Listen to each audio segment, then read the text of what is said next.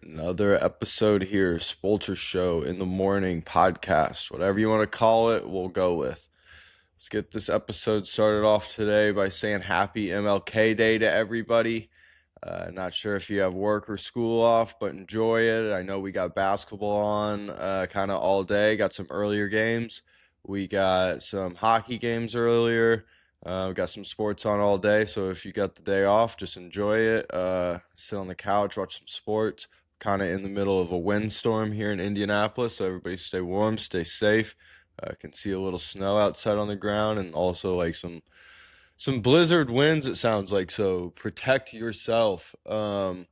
Big day here in Indianapolis. Obviously, national championship game tonight. First time ever for IU. Something that we used to not even be able to dream of. Never even thought this would happen. I would have bet a lot of money IU would never be in a national championship game.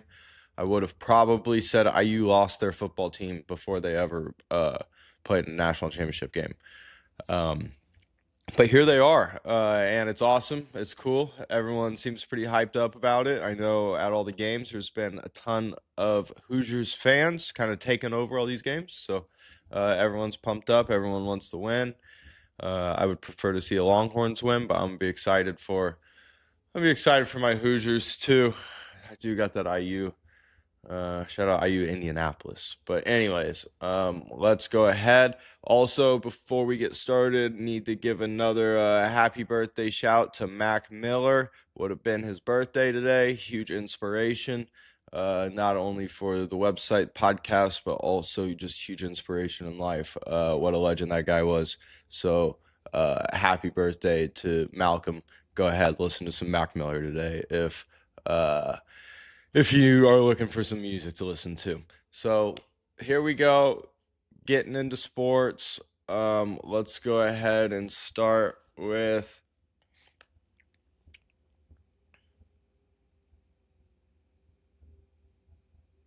That's what I thought. I had to double check. I had some outlines today, but I had to double check. Let's go ahead and um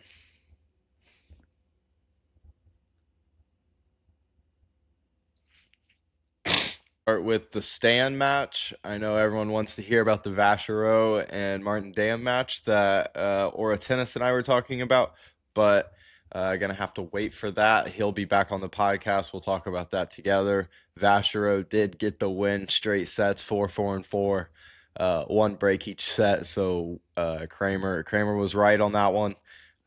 Too good of him. There will be some sort of cartwheels on the way, I guess, but we'll wait for him to join the pod again. He won't be on today. So we'll go ahead and start with Stan's match yesterday. Wawrinka was playing against Laszlo Djere. Um, I'll be interested to talk to our fashion analyst who's going to be on, because I think Wawrinka's outfit was unbelievable. We're going to have to hear from him, though, to get that confirmed.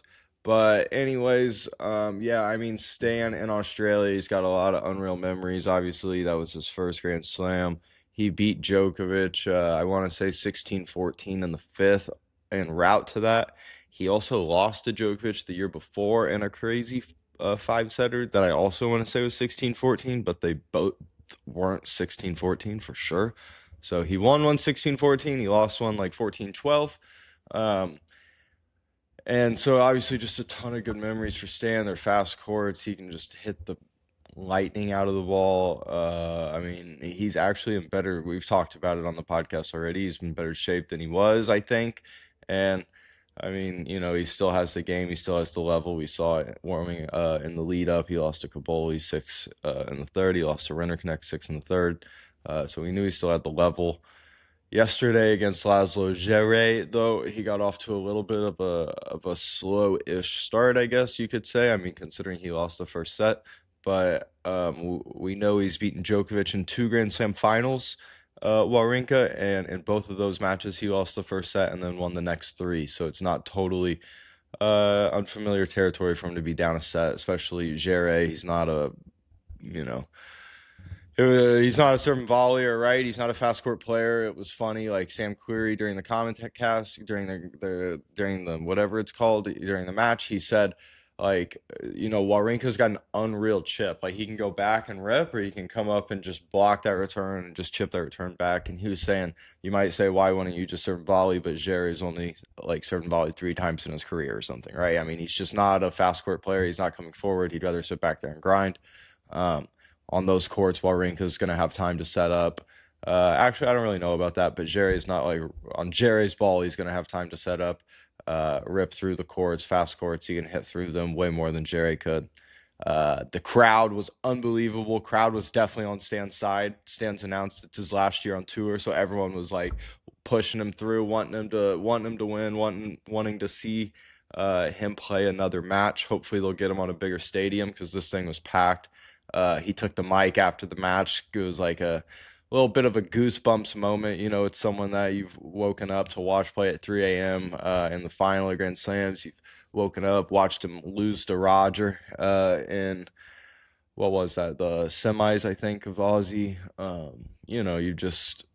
He's just a legend of the game, honestly, and it's pretty cool to see him get that, get that like welcoming, I guess, last night, get that feel all of that feel. I've had unbelievable matches with some legends.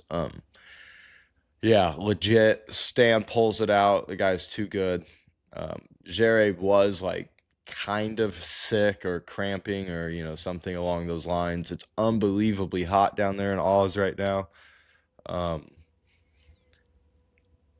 Unbelievably hot. I didn't play whenever I was down there last time, so I don't really know. Like, to me, it didn't seem like insanely hot, like it seems. But when you go from like the 20-degree blizzard conditions to that, it's definitely different. Also, I wasn't there yesterday. I have no idea how hot it was yesterday compared to a year ago. I was in a different location. I mean, I don't know anything, honestly. I'm just trying to know, but I don't know anything. If anyone wants to come on and inform me, that'd be lovely. Um, but anyway, so Stan gets the win. Moving on, let's go, Stan. Who do we got next here? Who do we got next here? How could I forget this? This is maybe the best part of the whole match. So Stan's playing.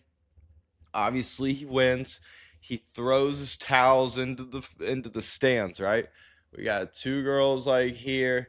We got a little girl here, and then we got like the little girl's dad, next to her. So there's 4 people sitting in a row, 2 like high school, college, whatever. We'll say, teenage girls, a young girl, and her dad. Stan throws the towel. Clearly, the 2 girls get it, but the one girl kind of like gets a hand on it, right? Gives it a yank, like, I want this towel. No one's taking this towel from me. Um, this is my towel, right? I got a hand on this towel. I'm taking this towel. Give me this towel. But she wasn't backing down. So the camera kind of pans away. You can see them discussing it. The dad pops, starts asking Stan. Stan's like walking back. He starts asking Stan for his other towel, but Stan doesn't throw them. He kind of just like puts them in the towel bin or something like that. I don't really know. Puts in the towel bin. So then they're trying to figure it out. There's one girl in the middle with the majority of the towel. Then her friend to her right has like a little bit of the towel. The little girl has like a tiny bit of the towel. Oh, it's too good. So they start playing rock, paper, scissors. As the camera pans away, they're playing rock, paper, scissors. I think for the towel. If there's anyone who caught this, if there's anyone who knows those girls, I have a video. It's on the Spulture Instagram. Spulture, Spulture 365. It's on that Instagram. Check out that video. If anyone knows those 2 girls, I'd love to get them on, hear their side of this. I need to know if they ended up with that towel, because if they didn't, Stan's got to get them a towel. That was crazy crazy work from the young girl, but I respect her hustle. She wasn't going to be told no. She was leaving with that towel. She even got her way into a game of rock, paper, scissors for the towel. Oh, my gosh. I couldn't believe it. It's like 2 a.m. I'm sitting there, see that towel get thrown up, and I say, are they playing rock, paper, scissors? But, yeah, too good from Towel. We're going to call her Towley. Shout out to South Park. Another match that took place yesterday was the Lerner TN versus Marcos Giron All-American battle. Marcos Giron played some dubs with Nick Chappell, Indiana legend. Um, there used to be a sign up in the racket club for like decades, I feel like. Not decades, you're not that old, but I mean, like 4 years older than me, you're not that old, but it was like a decade probably. Uh, yeah, about like Easter Bowl 18s champions, Nick Chappell, Marcos Giron. Um, so yeah, he's kind of like a little. He's got some respect here in Indiana. Marcos does, I guess, because we all see his name every day walking out. But anyways, he played Leonard Tien. Just I texted Kramer at some point during this match early on. I said, "Dude, get ready for a 5.5 hour of these guys just running side to side. Neither of them have dominant serves. They're both unreal from the baseline, real solid. Change direction, stay cross all day." Tien has a heavier ball. Marcos has a flatter ball. That's the only like kind of like uh, cat and mouse aspect of that match. Tien was way farther back off the baseline. Marcos was like right on the baseline. So it was going to be like, can Marcos kind of keep creating and coming up with these shots and being aggressive time after time, taking it to Tien? Like, can he do that for a full 3 out of 5? Definitely thought no, but Tien wasn't really hurting Marcos either. And for sure, these guys practice together a lot. I mean, they're both from SoCal. I think Lerner practiced with a lot of these guys growing up. When he was like one of the younger guys, kind of hitting partner for them and Carson, I think. Don't quote me on that, but I'm pretty sure. So yeah, played Marcos. They were familiar with their games, and yeah, just unbelievably long points going side to side. It ended up first set 7-6 to Learn Dog. He got down an early break 1-0 in the set, got it back, got to a tiebreaker, won the tiebreaker. He then would go on to lose the next two sets. Don't ask me scores. There's so many matches on, but he lost the next two sets and actually was then down a break 4-3 in the fourth set. He's down 2-1 in a break, 4-3. Giron's going to serve. I'm texting Kramer. I'm like, dude, maybe he doesn't like playing guys that are like close to his area. Like maybe he doesn't like guys that he's like known for a while. Maybe he doesn't like playing friends. He loses to Mickelson a lot. And like he flew to Australia to play Mickelson last tournament, who's from down the road, and to play um Marcos Giron, who's from down the road from him. Like, come on, like I don't know. So we're saying maybe he doesn't like playing guys he knows. Like maybe he doesn't feel like he can get fired up. Maybe he doesn't feel like he can like really get into that match kind of. But right at that moment, he breaks back for 4-all, and you're like, oh no, Lerner's back in this thing, man. Like Giron had his chance. He didn't choke it, but he's letting it slip. So it goes to 4-all. Lerner takes that set, and we all know what's coming. We all know what's about to happen.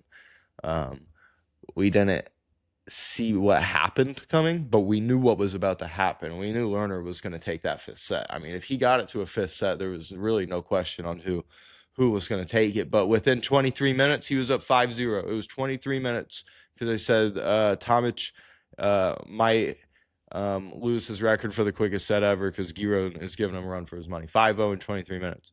Giron breaks back, pretty pointless, but shout out to him for continuing to fight, giving the fans, their money's worth. But Tien 6-2 in the fifth. Michael Chang gave him a long talk between fourth and fifth sets, and when Giron went to the bathroom or had a medical timeout or something when there was a long break between fourth and fifth, and yeah, Chang got Tien right. He came out balling 5-0 right away, took it 6-2 in the fifth, survived to see another day. Australia, a place where he has good memories too, just like Stan. He may not be the men's champ, but I do think he won the junior champ. And he did take Med the 7-5 in the fifth last year, I think. So yeah, he likes that place. He survived to see another day. Sometimes when you can take a deep breath after surviving a first round, you free up. He will maybe be a little tired after the 5-setter, but he's 19 or 20 years old. He's probably really not that tired. So yeah, I think he's going to be dangerous. I don't know who he plays next. I think he gets through it no matter who he plays, just because he's going to be playing freer. Hopefully he's taken a few more chances down the line when he's able to step in, but he can play cross. It's like playing shooter with him. He just stays cross all day. Take your chance line when you want, but you really don't want to.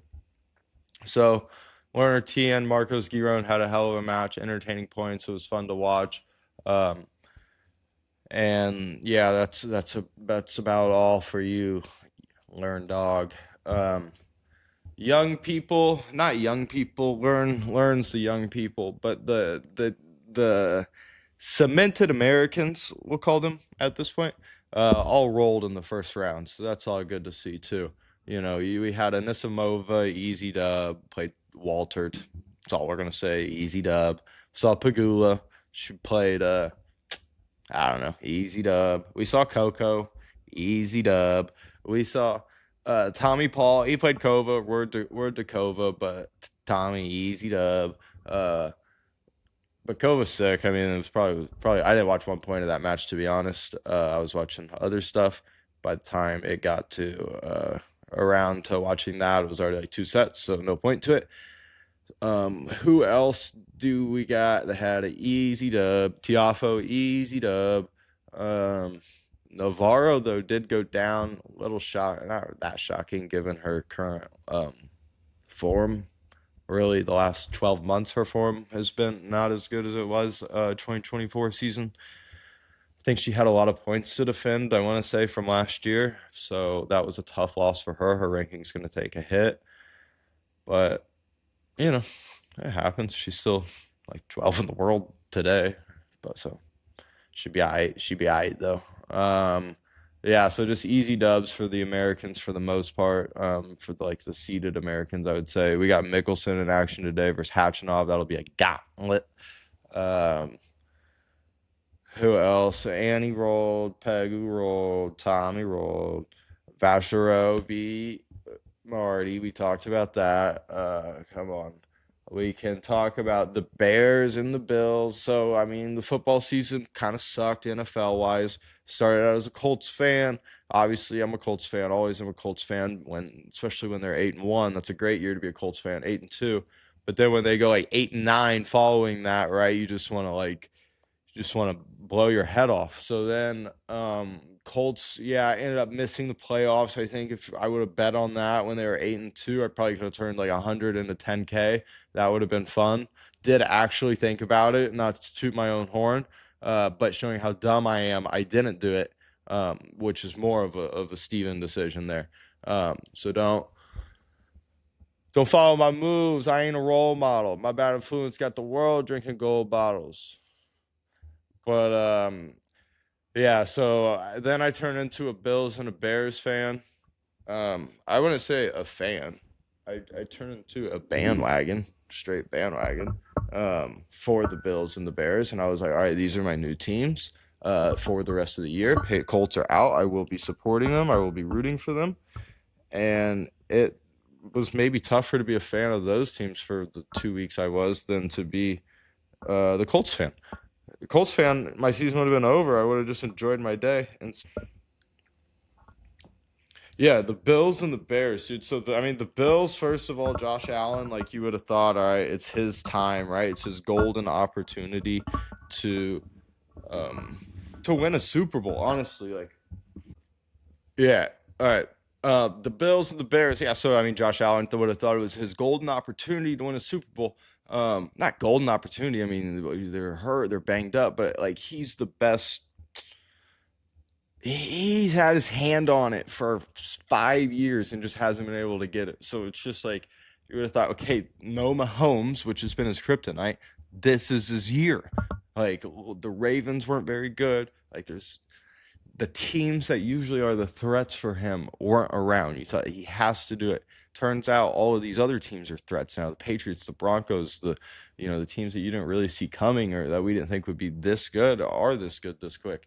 But yeah, again, he had chances. They had chances to win it. The Bills, I'm not gonna get too into analyzing football, but he had a touchdown there at the end of regulation, overthrew the receiver. If he catches it, I think he just goes into the touchdown, a walk-off touchdown, crazy ending it would have been. Overthrew him. They had to settle for a field goal to tie. He threw an interception at some point. Just was a bummer. His receivers dropped some big passes. It's not Josh Allen's fault. I'm just saying that's what you would have thought. You would have thought it was his year. He didn't play a perfect game, so they didn't win. That's all it was. They lost in overtime to the Broncos on pass interference. They could have called pass interference on the Broncos in the end zone at the end of regulation, but who wants to end that good of a game on a penalty, right? But then once the next game's about to start, they gotta make sure that gets its viewership. So NFL says start calling the fouls, the penalties. All of a sudden they get a penalty on the same type of play, maybe even worse on the Bills. They have the interception on the Bills that they said wasn't a catch. His knee was clearly down with the ball, but then in the game yesterday in the Bears game, they call it the opposite way. They say no, he was down. Like none of it makes any sense. I think football, you sit around. If it's close, you just hope they call the stuff your way. It's kind of the same with basketball. Tennis is 100% the greatest sport when it comes to officiating, because unless you're named Linda, you can't really have that big of an impact in a match, especially with electronic line calling now. With electronic line calling, there's no discretion. It is what it is. But unless you're just making up rules, which seems to happen in the NFL a lot, it seems to happen in IHSAA a lot, unless you're just making up rules, tennis can't really be like impacted like that. But in football, it seems to happen all the time. Very passionate about that. Don't end games on penalties. Let the players play. So don't end games on penalties. For real, though. I mean, no one wants to see that. If you're going to call the penalty, call it at the end of the fourth, too. Call it on both teams. It's a pass interference. Both teams have had the ball. You just ended the game. Like, literally, you just ended the game. All they had to do was make a field goal. Like, so that's it. I mean, that's how I feel about it. Feel bad for Matthew Anderson, Bills fan, that's for sure. And then when you get into it, I mean, the Bears, I feel bad for Bears fans. Theirs wasn't scammed from them, but they did, like, some say they should have gone for two at the end of regulation. I don't really like that call. I mean, you could have done it. You could have won. But, I mean, they had the ball with a chance to win in overtime. All they had to do was score a field goal to win. Like, they had the ball in overtime. They had the fans on their side. They had momentum on their side. Caleb Williams, 4th and 4 at the end of regulation, just scrambles, runs like 18 yards backwards, throws it up. The defender's doing a mean mug, staring him down, selling Lucas Walk's team, right? I know you were watching. He's just staring him down, mean mugging. All of a sudden, they're going for like a 40-yard bomb touchdown. That was the funniest. And they didn't go for two, took it to OT, stopped Stafford right away, stopped the Rams, get the ball, driving down. Surely they're going to get a field goal. Like, this game's already been won. Interception. Caleb Williams, interception. So the game wasn't won. In fact, the game was lost. The Rams went down, the Rams went down. Probably got some calls. I can't really remember, but I'm sure they did. But yeah, so the Rams went down, scored a field goal, won 20-17. Chicago fans go home heartbroken. The Rams probably were selling all the way back to LA. They take on Seattle next in Seattle, so they had to get back to the West Coast. They were out of there, man. They said, out of these fucking blizzard conditions, this cold weather. Take me back to Cali. I'm going back to Cali. So yeah, that's what happened there. So the two teams that I wanted and joined the wagon on already out. So quick NFL season for me. I think I'm going with the Patriots, as crazy as that sounds. That's my next team. I'm going to see how many teams I can root for in 1 year. Honestly, in like 4 weeks, like how many different teams can become my favorite team. So that was pretty tough of a thing to happen, I guess. I mean, I don't like really care that much, but in terms of other sports, still the Las Vegas Knights are hot right now. Unreal to see. I was worried about them. Thought we might not even make the playoffs with how we were playing for a bit. But now Aiden Hill's back. We got our star goalie. We're shutting teams down. We're back in action tonight against the Flyers. But I mean, the Las Vegas Knights are don't be surprised. The Avs were so good all year. I don't know. Can they hold it up? Were they too good? Can they keep it going? Or are they like Giron? Did they play too good and now they're up 2-1, but they may not close it out? So I don't know. Their abs are unbelievable. So We'll see how good they can be in the playoffs. If they can keep it up, if they can keep it going. The nights are hot right now.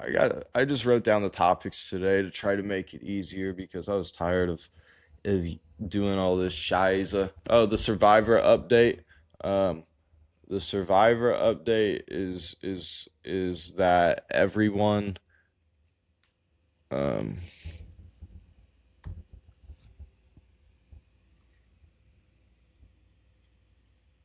the Survivor update.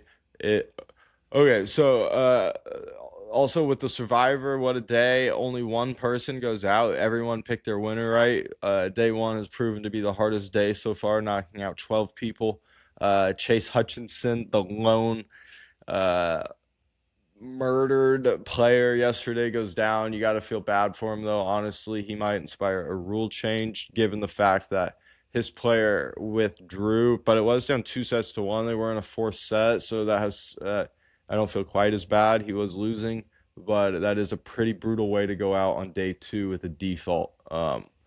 So yeah, everyone else though advances. More work for me to do today. That'll be fun, typing everything in. If you're making your pick, again, please make it for the correct day. It's got to be men's singles. They have to play on like the Australian day, like it's not American time. Doesn't cut off at midnight. Like just go to the order of play, find someone who plays on that day. It's like either I'm talking to rats or these people. Honestly, it's kind of got the it's like I'm either talking to rats or I'm just like the craziest IQ'd person ever and need a raise where I work for sure. Um, so yeah, that's it. The Survivor League, everyone's balling, everyone's balling. We're gonna see how far people go, how long it goes. Last time I think it went all the way to the final or the semifinal, and that was with less people. See if anyone manages to pull out a tie this year. I don't know if that's even possible or not. Um, so we're heading down to our final and our final thing, our final whatever of the show. Um, our final segment of the show.